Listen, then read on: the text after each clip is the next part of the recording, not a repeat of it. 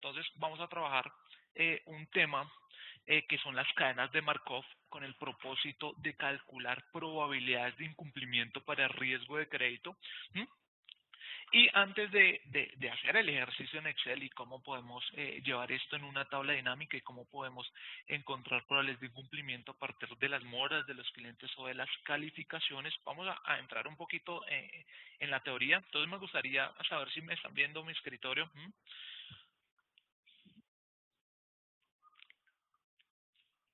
Bien, entonces miremos qué modelos de riesgo de crédito podemos utilizar para la cuantificación de la probabilidad de incumplimiento. Y es que cuando vamos a calcular las pérdidas esperadas por riesgo de crédito, tenemos tres variables importantes.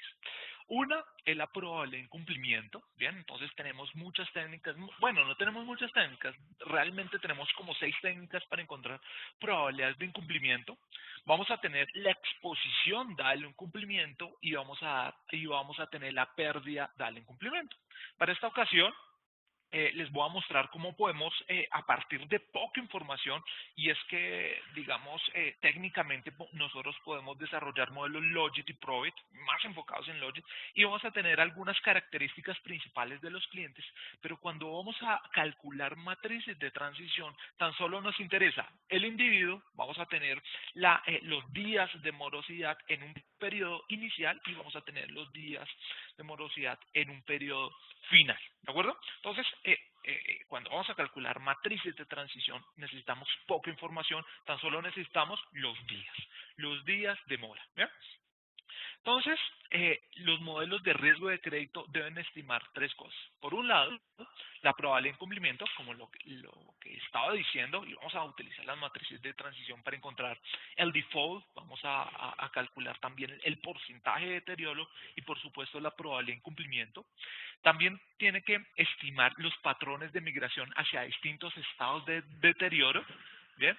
Y vamos a calcular y vamos a estimar la magnitud de las pérdidas cuando el cliente o la contraparte no paga el crédito. ¿Okay? Entonces vamos a definir dos tipos de modelos para predecir la probabilidad de incumplimiento y vamos a tener dos grandes modelos. Por un lado, vamos a tener los modelos de iniciación y los modelos de comportamiento. ¿Qué tiene que ver cada uno de ellos o cuál es su diferencia? Bueno, en el primero, en los modelos de iniciación, se busca controlar el primer ciclo de crédito, es decir, el otorgamiento. Entonces, para este caso en específico, el de modelos de iniciación, se van a utilizar algunas variables de solicitud de cada cliente para estimar la probabilidad que un periodo después del otorgamiento del crédito, el cliente alcance la mora definido como incumplimiento. Y les voy a mostrar cómo podemos determinar cuál va a ser el periodo de tiempo con el cual un cliente se va a calificar como moroso. ¿De acuerdo? Y por el otro lado, los modelos de comportamiento que se busca controlar el proceso durante la maduración del crédito y estos modelos se calculan en el mes T y se basan en el comportamiento de pagos del cliente por meses atrás desde el tiempo T con el propósito de determinar su probabilidad de deterioro y que se llegue a incumplimiento un año adelante. Entonces, aquí vamos a tener los modelos de iniciación, Logit y Probit causales. También podemos hacer un modelo de regresión lineal, pero digamos ya sabemos cuáles son los inconvenientes de utilizar regresiones lineales para encontrar probabilidades lineales. Y vamos a utilizar Logit, también podemos utilizar árboles. ¿Sí? Y dentro de los modelos de comportamiento, fíjense que tengo, por un lado, una variable que caracteriza, ¿cierto? El mes T más 1, ¿cierto? Y encontrar las probabilidades de deterioro. ¿Mm? Bien, voy a colocar acá una cosita. Bien, no tengo. Muy bien. Entonces, vamos a tener los modelos Logit, los modelos Probit, los árboles de decisión, las probabilidades de transición, que vamos a utilizar las cadenas de Markov y el análisis discriminante. Bien, si ustedes quieren tener este material, acuérdense que ustedes me pueden escribir al correo miguel.bello@software-shop.com y ahí les voy a hacer llegar el material y también la base de datos que vamos a trabajar en Excel. Bien, entonces nos vamos a enfocar principalmente a las probabilidades de transición. Bien, acá hay algunas definiciones de lo que significa cada modelo, ¿cierto? Y qué es lo que hace, pero vamos a enfocarnos en las probabilidades de transición. Entonces, vamos a definir estas probabilidades de transición como una herramienta que se utiliza para obtener la probabilidad que un crédito con una determinada calificación cambie de calificación durante un periodo específico. Entonces podemos utilizar dos variables para hacer estas probabilidades de transición. Una variable que puede ser los días de mora, y por el otro lado la calificación que tiene el cliente. Entonces lo que vamos a hacer es que a partir de un estado T, ¿cuál va a ser la transición para que llegue a un estado T más 1? Y a estas probabilidades se les llama probabilidades de migración de la calidad del crédito. Bien. Entonces, vamos a construir algunas matrices y acuérdense que las matrices van a ser un conjunto de datos organizados en filas y en columnas. Las filas van a ser denominadas con un sub i y las columnas con un sub j. Claro, Jennifer, voy a hacer llegar el correo para todos los asistentes. Entonces, voy a escribirlo en el chat. ¿Listo? Es miguel.bello@software-shop.com. Les escribí a todos los asistentes. Ese es mi correo donde les voy a hacer llegar el material. Bien. Entonces, las matrices de probabilidad de transición generan información sobre el posible deterioro que puede presentar una cartera de crédito en el futuro, y estas matrices de probabilidad se obtienen a partir de las cadenas de Markov. Bien, entonces estas cadenas de Markov y además de esas matrices que voy a construir, acuérdense que son mutuamente excluyentes, y esto viene a partir de experimentos aleatorios y que estamos recopilando información a partir de clientes. Entonces es importante saber qué es un proceso estocástico y qué es un proceso de Markov y cuál es la probabilidad, o más bien la propiedad del proceso Markov o la propiedad markoviana. Bien, entonces acuérdense que cuando uno estudia series de tiempo univariadas, tiene un concepto que se llama el proceso estocástico y por el otro lado una serie de tiempo. El proceso estocástico hace alusión a la colección o a la recolección de variables aleatorias definidas sobre un mismo espacio de probabilidad, y este proceso estocástico se caracteriza por un conjunto de índices o parámetros, el espacio de los estados y las relaciones entre las variables dadas por una distribución conjunta de estas variables aleatorias, ¿no? Entonces acuérdense que ese proceso estocástico hace alusión a ¿qué? A una recolección, a una colección de variables aleatorias con una frecuencia regular, ¿de acuerdo? Y un proceso de Markov, vamos a decir que un proceso de Markov o un proceso es markoviano si cumple la siguiente propiedad. Eso puede ser un poquito confuso y a veces yo me confundo interpretando esta propiedad, pero básicamente, ¿qué quiere decir estas funciones? Acuérdense que esto quiere decir dado algunas características, ¿qué pasa con la probabilidad en T más 1? Esto básicamente me está diciendo que el futuro, ¿cierto?, es independiente del pasado dado el presente. Traduciendo esta retaíla, quiere decir que no necesito de toda la información del pasado para pronosticar el futuro. Es decir, que solo necesito el estado presente, ¿cierto? Acá estoy colocando el estado presente para pronosticar el futuro. Entonces, dado un estado de I, ¿cuál es la probabilidad de estar en un estado en T más 1? J. Y esto es lo que se conoce como probabilidades de transición. ¿De acuerdo? Entonces vamos a decir que estas probabilidades estas probabilidades de transición son estacionarias y las vamos a denotar con P sub I J.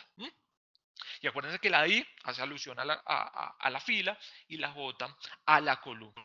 ¿Bien? Y no va a cambiar con el tiempo, por eso son estacionarias. Acuérdense que las propiedades o algunas características de las series estacionarias es que las propiedades como la media o propiedades estadísticas como la media y la varianza son invariantes en el tiempo. ¿De acuerdo?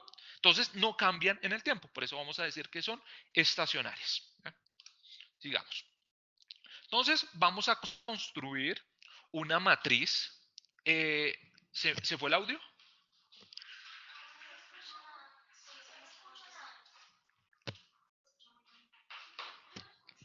No se escucha nada. ¿Será que me pueden confirmar, por favor, qué pasó con el audio? Me están escribiendo que no se escucha absolutamente nada. Ah, Jeffrey, muchas gracias. Sí, él escucha perfecto. Alonso, sí, qué pena. Es que tengo algunos chats por acá, ¿sí? De que no escuchan muy bien, entonces qué pena con ustedes. Perfecto, perfecto. Perfecto, Marco. Muy bien. De pronto son problemas de los computadores de ellos, ¿sí? Igual, acuérdense que todo esto queda grabado, entonces en posteriores, en días posteriores vamos a hacer llegar esta grabación. ¿Mm? Bien, entonces, ¿cómo vamos a calcular esa, gracias Alex, probabilidad de transición? Y es que la notación usual, la matricial, vamos a tener una colaboración acá de filas y columnas, y acuérdense que al ser probabilidades pues vamos a tener una restricción que cada probabilidad tiene que ser mayor o igual a cero y que el porcentaje de filas sume todos los sucesos o eventos, eso quiere decir el 100%. ¿Bien? Una cadena de Markov, ¿sí? Vamos a definir qué es una cadena de Markov y a qué hace diferencia el proceso de Markov anteriormente definido, y hace alusión que es un estado finito de números y que presenta las siguientes características. Un número finito de estados, la propiedad markoviana, la que estaba mostrando anteriormente, que no necesitamos del pasado para pronosticar el futuro, solo necesitamos el presente, que las probabilidades de transición sean estacionarias y que vamos a tener un conjunto de probabilidades iniciales, es decir, vamos a tener un estado I. ¿Listo? Entonces vamos a estimar un estado I, ¿cierto? A partir de las moras para llegar a un estado J en T más 1.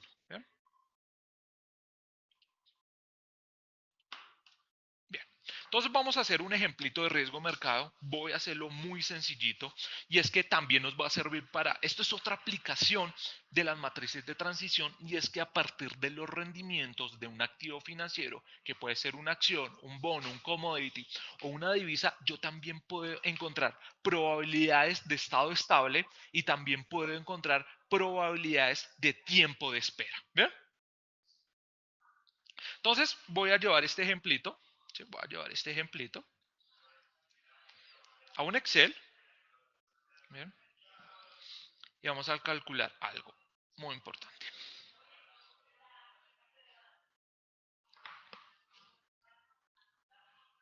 Bien, voy a llevar este ejemplo. Entonces, este ejemplo me dices, lo voy a aplicar para riesgo de mercado. Ahorita lo hacemos para riesgo de crédito, pero es para mostrarles cómo puedo hacer la tabulación, cómo puedo encontrar probabilidades del estado estable. Entonces, voy a ordenar esto. Dice, si el precio, voy a colocar acá algunos estados, voy a tener solo 3 estados. Acuérdense que puede ser, sigo igual, ¿cierto? Es decir, meterme en un canal, precio sube, una tendencia alcista, o el precio baja. ¿De acuerdo? Entonces acá me dice si el precio de la acción sube hoy, entonces voy a colocar acá sube, estable, baja, sube, estado, baja. Entonces voy a tener una probabilidad del 60%, 30% de que siga igual, y acuérdense que tiene que sumar 100%, es decir, que el complemento va a ser 10%. ¿De acuerdo? Si hoy el precio de la acción no cambia, es decir, es estable, hay una probabilidad del 40%, perdón, 40% por acá, ¿listo? 30% por acá, y el complemento sería 30% por acá. ¿Ya? Y el siguiente dice, si la acción baja, hay una probabilidad del 20% de que suba, 50% de que siga igual y 30% de que baje. ¿De acuerdo? Esta ubicación 00, ¿cierto? Vamos a llamarla 00. Quiere decir que existe una probabilidad del 60% de que el precio de la acción suba, dado que hoy subió. Acuérdense que esto va a ser el estado T o I, ¿cierto? Hoy, presente, y esto va a ser el estado, más bien lo voy a colocar T más 1 por acá, y voy a colocar, voy a borrar esto, voy a llevar esto por acá, que esto sería T. ¿Listo? Aquí está. ¿Ven? Entonces, esta ubicación básicamente me está diciendo cuál es la probabilidad de transición de que si la acción sube hoy, suba mañana 60%. y así sucesivamente. Y ahorita les muestro cómo podemos hacer rodamientos con el propósito de encontrar probabilidades del estado estable. Y eso también lo podemos llevar a cabo en Rig Simulator, ¿cierto? Vámonos acá, ¿sí? Acá donde dice pronóstico avanzado y acá están las cadenas de Markov. ¿Con qué propósito voy a hacer las cadenas de Markov y qué es lo que me va a calcular acá las cadenas de Markov?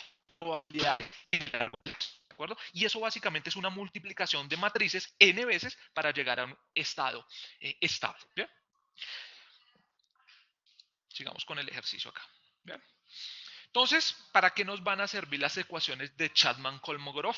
Bien, entonces, estas ecuaciones, acuérdense que yo tengo probabilidades de transición en n pasos y es que yo puedo extrapolar el procedimiento no a un día, lo puedo extrapolar a 2 días, 3 días, pero descansa bajo algunos supuestos de normalidad y de que no hay cambios en ninguna estructura de las condiciones iniciales. Es decir, que yo puedo llevar estas probabilidades a n pasos en el futuro con el propósito de estimar, bueno, si hoy la acción sube, ¿cuál es la probabilidad que suba? No en un día, sino en 2 días. Y voy acá a hacer un rodamiento de matrices. Este rodamiento de matrices, voy a copiar esto por acá. Voy a utilizar este formato. Acá esto es T. Voy a calcular acá T más 2. T más 2. Y voy a hacer el siguiente rodamiento. Entonces voy a multiplicar la matriz, ¿cierto? En T más 1 por la misma matriz. Y esto es lo que pasaría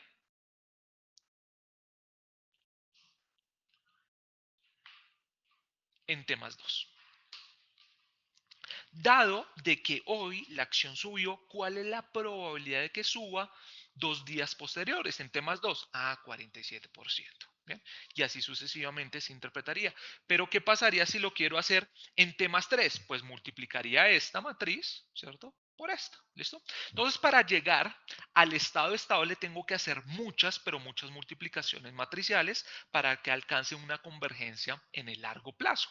Si yo quiero hacer este procedimiento rápidamente, yo puedo ir acá y decirle al software cadenas de Markov, ¿cierto?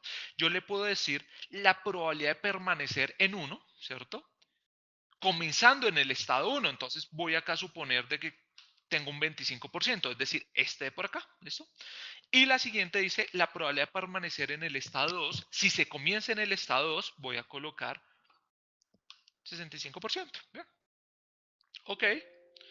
Acá me dice que ya vienen en porcentajes, entonces esto sería 25, 65, ok. Y acá me encuentra las probabilidades de largo plazo. Estas serían las probabilidades de largo plazo. ¿Bien? Si yo hago esto n veces. Entonces esto nos ahorraría mucho trabajo, pero ¿qué pasa cuando no tengo solo 2 condiciones, sino acá tengo 3 condiciones? Pues tendría que hacer multiplicación entre matrices n veces. Entonces voy a hacer lo siguiente, hasta qué punto va a converger estas probabilidades y llegar a una probabilidad del estado estable. Entonces voy a colocar acá mmult, esto, con esto. Acá tendría, cuando yo multiplique esto, ya tengo t más 4, ¿cierto? Entonces esto sería t más 4. Acá sería t más 8. Voy a hacer acá t más 8. ¿Listo? No hemos alcanzado. Todas tienen que coincidir de igual manera. Todas tienen que ser iguales para llegar al estado estable. Voy a hacer acá t más 16.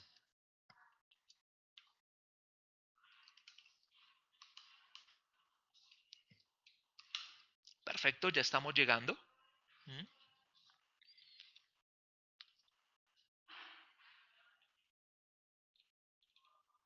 Perfecto. Y voy a hacer una última, que sería 32 días. ¿Listo? Probabilidades de largo plazo. ¿De acuerdo? O también rodamiento matricial. Y acá tenemos. Y ya tenemos un estado estable. Aquí está. ¿Bien? ¿Bien?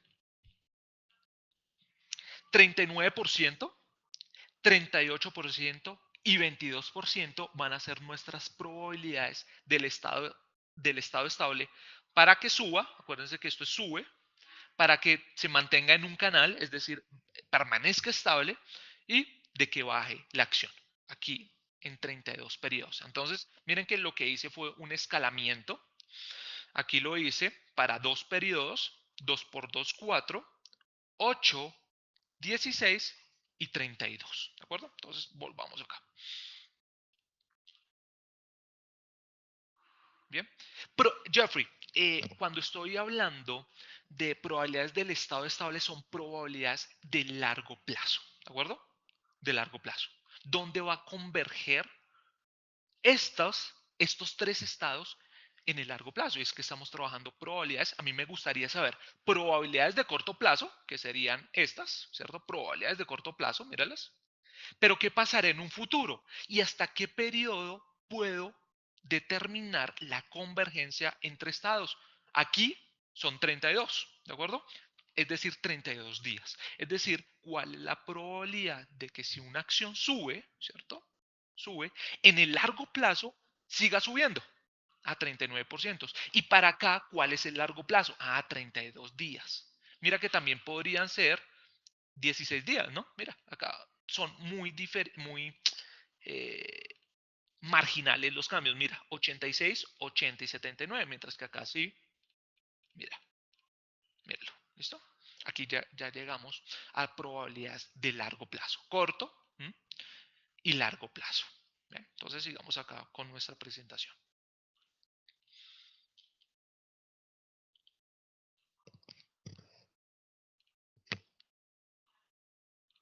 Bien, entonces, existen algunas clasificaciones de los estados de cadenas de Markov. Los principales son 6: los estados accesibles, los estados que se comunican, las cadenas de Markov irreducible, los estados recurrentes y transitorios, el estado absorbente y la periodicidad. Acuérdense que ustedes me pueden hacer llegar un correo con el propósito de mandarles este material. No me voy a detener a explicar estas cosas y cómo vamos a clasificar. Vamos a calcular y a revisar algunos conceptos. Tiempo esperado de la primera pasada.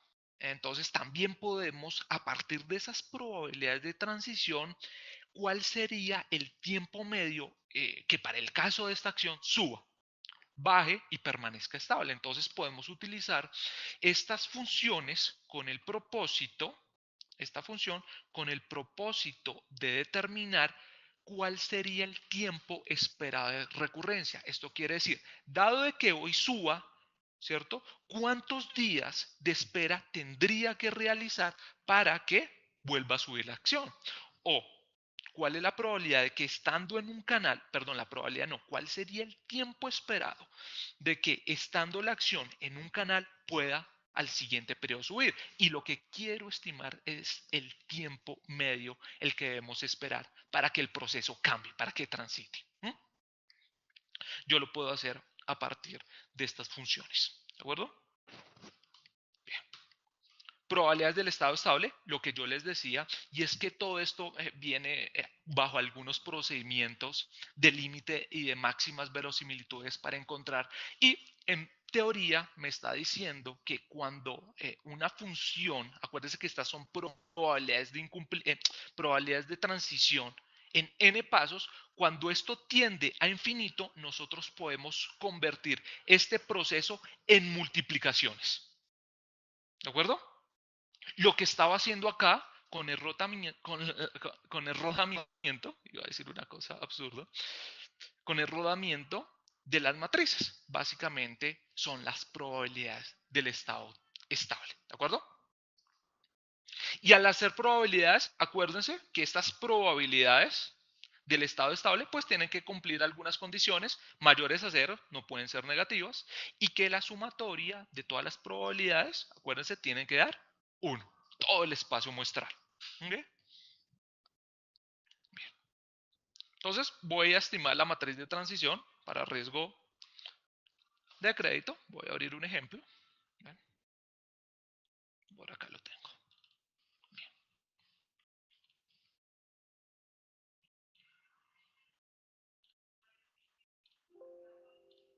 Perfecto, aquí tengo. Entonces, vamos a hacer lo siguiente. Tengo acá una base de datos con cerca de 5.007 clientes. Tengo algunas características del tipo de cartera. Cuidado, si yo voy a hacer esto por tipo de cartera, lo que tengo que hacer, o líneas de crédito, lo que tengo que hacer es segmentación, porque algunos créditos no son homogéneos, son heterogéneos y pueden afectar el análisis. Entonces, acá en tipo de cartera, lo que tengo que hacer es segmentos y por segmentos encontrar probabilidades de cumplimiento y pérdidas esperadas y después hacer un agregado por tipo de cartera, ¿de acuerdo? Entonces, siempre tenemos que tener una homogeneidad en nuestra línea de crédito. Entonces, lo sugerible es hacerlo por segmentos. ¿Esto qué quiere decir por líneas de crédito? Imaginemos una cartera de consumo. Una cartera de consumo puede estar segmentada, puede tener dos segmentos importantes que pueden ser las libranzas y pueden ser las tarjetas de crédito y puede haber heterogeneidad entre ellas. Entonces es mejor hacerla por segmentos. Tengo alguna característica que para este caso no es importante, que sería el estado civil. Esto sería importante para el análisis discriminante, no, sería para el logic deploy, ¿de acuerdo? Acuérdense que cuando voy a ejecutar análisis discriminante, una técnica de análisis multivariado, las variables independientes tienen que ser cuanti. ¿Listo? Entonces, el análisis discriminante me va a servir para encontrar probabilidades de incumplimiento para personas no naturales, sino jurídicas. ¿Mm? Muy bien. Tengo acá los días de mora que tiene cada cliente, ¿cierto? Al 31 de octubre del 2015 y los días de mora al 31 de octubre del 2016 y el total de la deuda, ¿de acuerdo? Total de la deuda, ¿de acuerdo? Total de la deuda acá, ¿listo? Aquí. Entonces, lo que voy a hacer acá es clasificar, yo tengo que crear algún criterio con el propósito de clasificar estos días de mora por rangos. Entonces voy acá a colocar un inferior de días, voy a llevar esto por acá, ¿listo? Voy a colocar acá rango, ¿cierto? Para el 31, 10 del 2015 y acá un rango, voy a colocar esto, con respecto al 2016. Bien, cuidado, lo que estoy haciendo acá es tomando una foto de la transición. Yo también podría estimar, y es que no tengo toda la información disponible, seleccionar el máximo de días de mora desde noviembre, ¿cierto? Del 2015 hasta octubre del 2016 y no los estados iniciales y los estados finales. Entonces podría comparar un estado inicial versus el máximo de la mora a partir de estos periodos, ¿de acuerdo? Entonces puedo utilizar esas dos matrices. La matriz que les estoy diciendo por mora máxima viene contemplada de una de las más conservadoras, ¿de acuerdo? Porque está utilizando el máximo de días para encontrar probabilidades de incumplimiento y probabilidades de transición. ¿Bien? Entonces aquí voy a decirle un buscar B. ¿Qué voy a buscar? Voy a buscar este valor en esta matriz, ¿cierto? La fijo, voy a llevar el campo o la columna 3 y coincidencia aproximada. Y esta sería el rango de clasificación. Acuérdense que también lo puedo hacer por calificaciones de clientes. ¿Cuál es la probabilidad de que está en una triple C pase a una doble A? Y así sucesivamente. Acá lo estoy haciendo por días de mora. También voy a hacer el mismo ejercicio acá. Voy a buscar este valor dentro de esta matriz. Lo fijo. Voy a llevar la columna 3, conciencia aproximada, y la arrastro. ¿De acuerdo? Y tengo acá rangos, ¿cierto? Para los 506 clientes, ¿de acuerdo?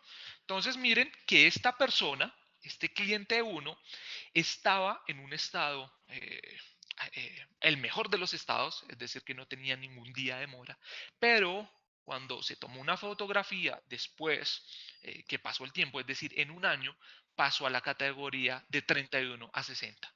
Es decir, que hay un deterioro de cartera. Entonces, ¿cómo vamos a calcular el porcentaje de deterioro de cartera? Muy bien, voy a seleccionar esta tabla, voy a insertar una tabla dinámica con esta información disponible y voy a colocar en filas el estado I y en columnas el estado J. ¿Bien? Y acá, dentro de los valores, voy a contabilizar o voy a enumerar cuántos fueron las personas que transitaron de estado en estado. Bien, y aquí está. Entonces, existen 1.496 personas que siempre permanecieron en el estado cero. Es decir, que acá no hay ningún tipo de política o ningún tipo de pérdida para la institución financiera, porque de las personas que estaban en el estado I, 00, siempre permanecieron en el I. ¿Listo? Entonces, la diagonal principal hace referencia a los estados de permanencia.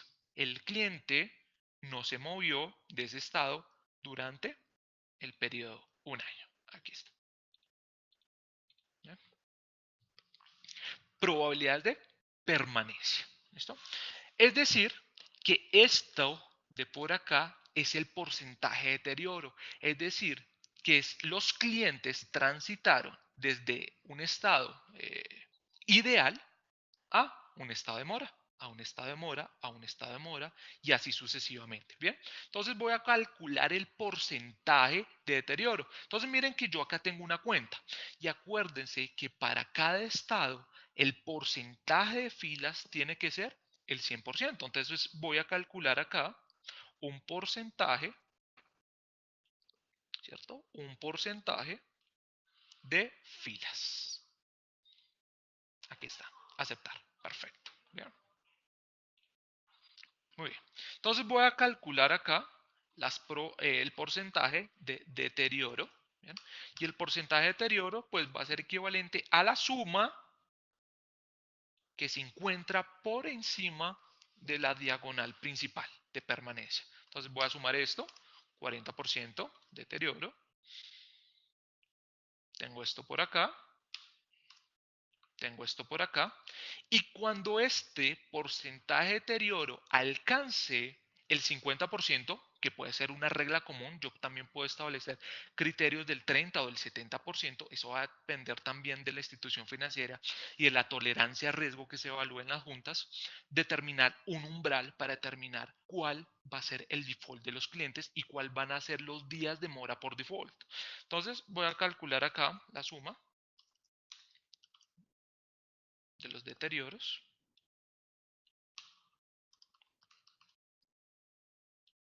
Perfecto. Miren que acá ya lo alcanzamos. Es decir, que voy a seleccionar o voy a segmentar a los clientes que son en default a partir de cuántos días. A partir de 121 días. ¿De acuerdo? Es decir, que los clientes en default van a estar contemplados en esta columna. ¿De acuerdo? Entonces voy a terminar acá el porcentaje de deterioro. Aquí la tengo.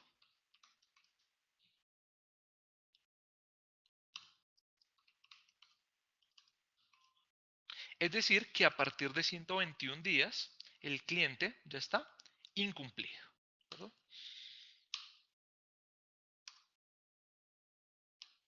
Y listo. Aquí lo tengo. Porcentaje de deterioro. ¿Bien? Entonces voy a hacer lo siguiente.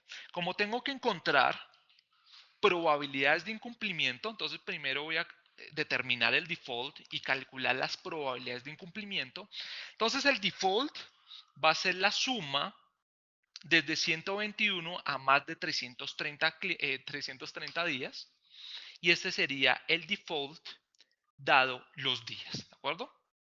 Pero acá surge la siguiente pregunta. Muy bien, ¿cómo voy a encontrar probabilidades de incumplimiento después de que suceda o más bien, de que se pase estos días? Pues ya el cliente está incumplido, entonces lo voy a calificar de la siguiente manera o le voy a colocar la siguiente probabilidad de incumplimiento.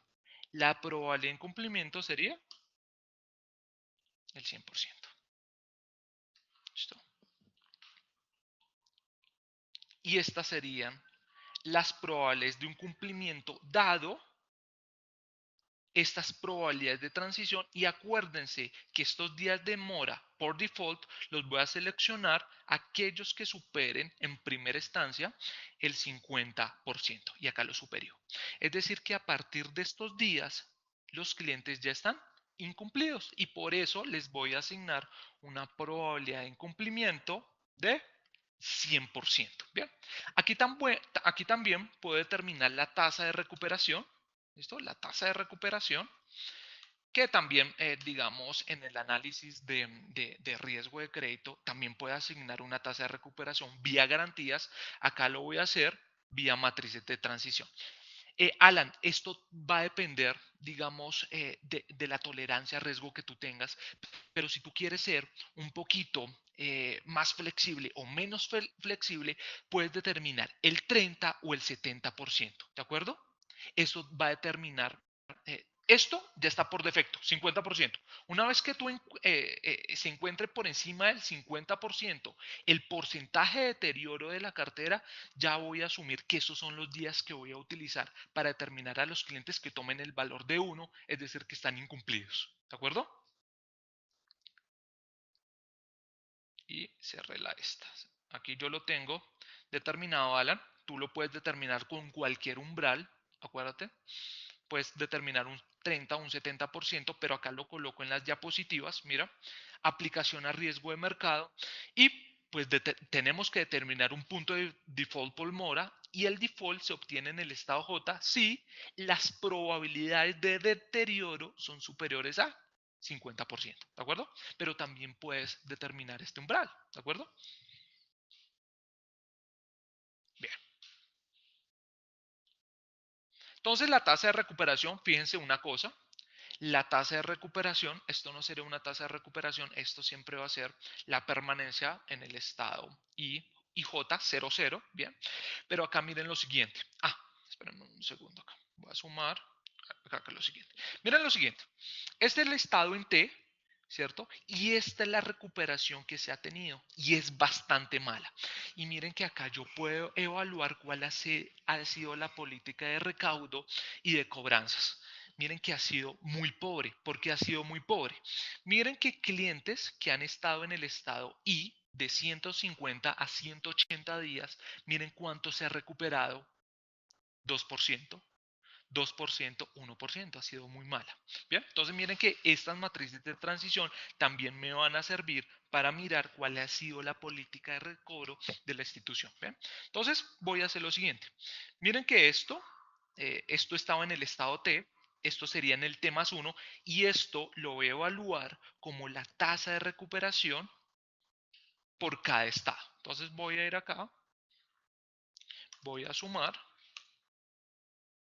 estos dos y así sucesivamente. Esa va a ser la tasa de recuperación. ¿Listo? Entonces voy a tener una probabilidad de cumplimiento, una tasa de recuperación calculada a partir de las matrices de transición. Entonces, ¿yo qué voy a hacer? Voy a llevar estos campos, ¿sí? Voy a llevar estos campos por acá. ¿Bien? Tú también, mira que también puedes incluir, Jeffrey, en el análisis las permanencias y también podrías encontrar el porcentaje de deterioro y también encontrar estos días de mora por default a partir de, voy acá a insertar una nueva, porcentaje de deterioro más permanencias. Claro que lo puedes hacer. ¿Listo? Míralo acá. Entonces podría sumar esto más la permanencia. A ver. No, pero acá sí no lo tendría que hacer porque aquí no, esto es el estado ideal, acá no se modifica nada, entonces sería igualito. Y esto sería más permanencias, esto sería más permanencias y así sucesivamente. Esto para permanencias y tendrías otro análisis y mira, ¿desde cuándo se puede establecer cuando tú estás asignando el porcentaje de deterioro más permanencias, el umbral donde los clientes empiezan a calificar? Míralo acá, como incumplidos a partir de 1 y 30 días. Es decir, que el escenario sería un poquito más ácido. Bien, entonces aquí puedes establecer esto por aquí, esto más esto por acá y así sucesivamente. ¿Listo? Incluyendo las permanencias. ¿Bien?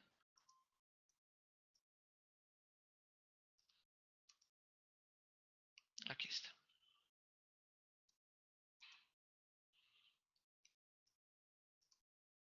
Listo. ¿Bien? Claro que puedes hacer ese tipo de análisis. ¿Listo? Bien. Entonces, lo que voy a hacer en el siguiente caso, la tasa de recuperación, ¿yo cómo la calculé?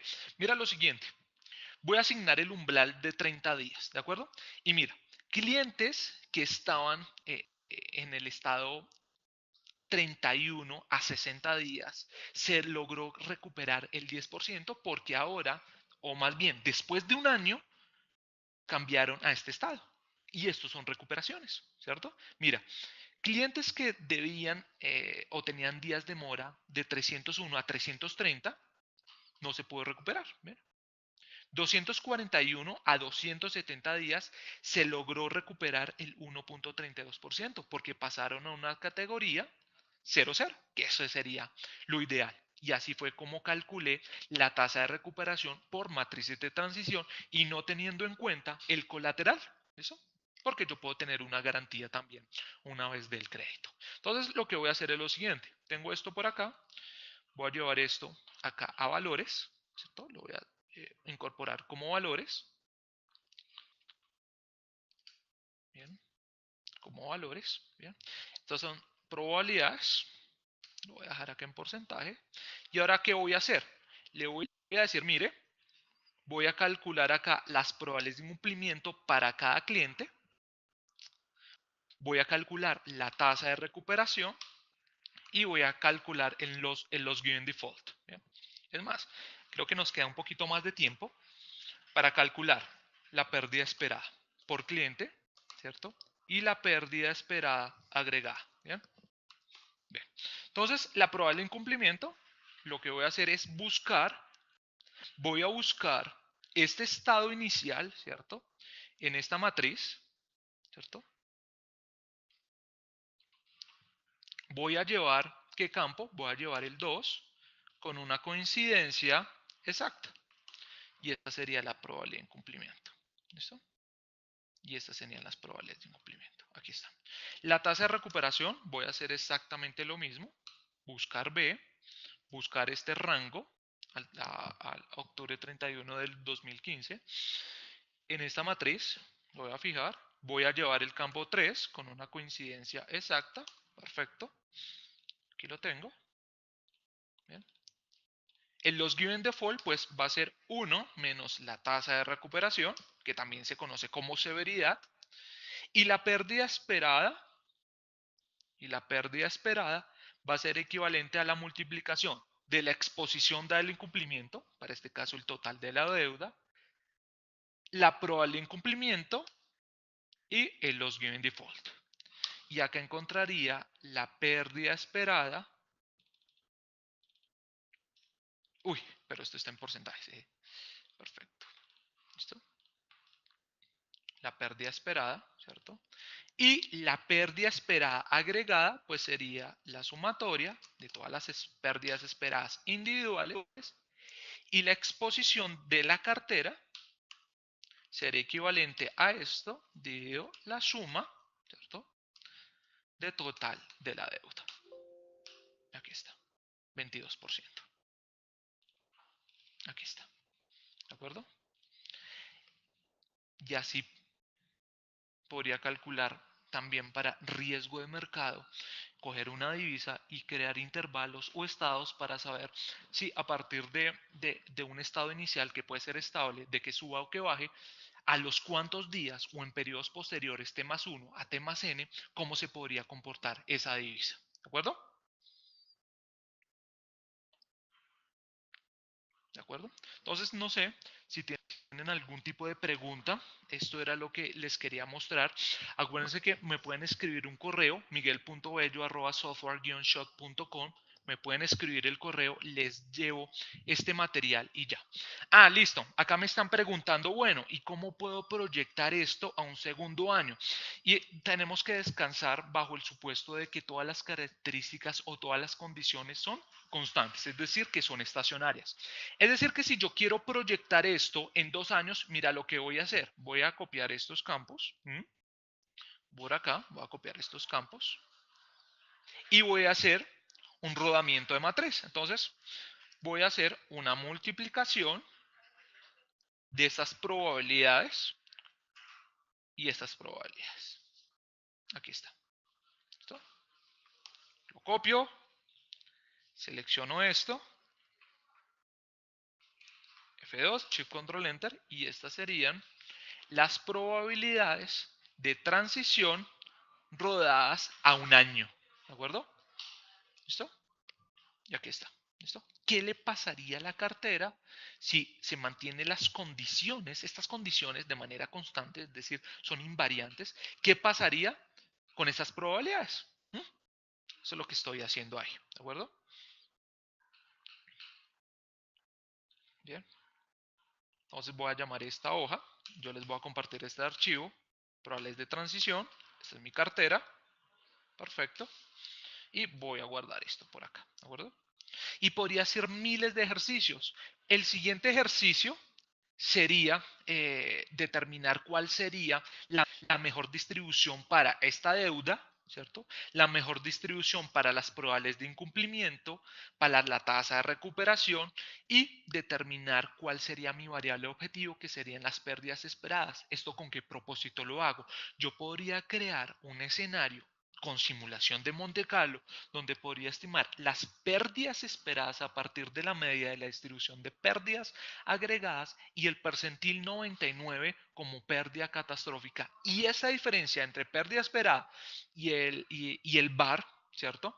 Al 99 serían las pérdidas no esperadas, es decir, que eso es lo que tendría que de alguna manera capitalizar los inversionistas, ¿de acuerdo? Acuérdense que las pérdidas esperadas se provisionan, las pérdidas no esperadas ya lo tendría que capitalizar a partir del patrimonio. Bien, entonces no sé si tienen algún tipo de pregunta, algún tipo de inquietud.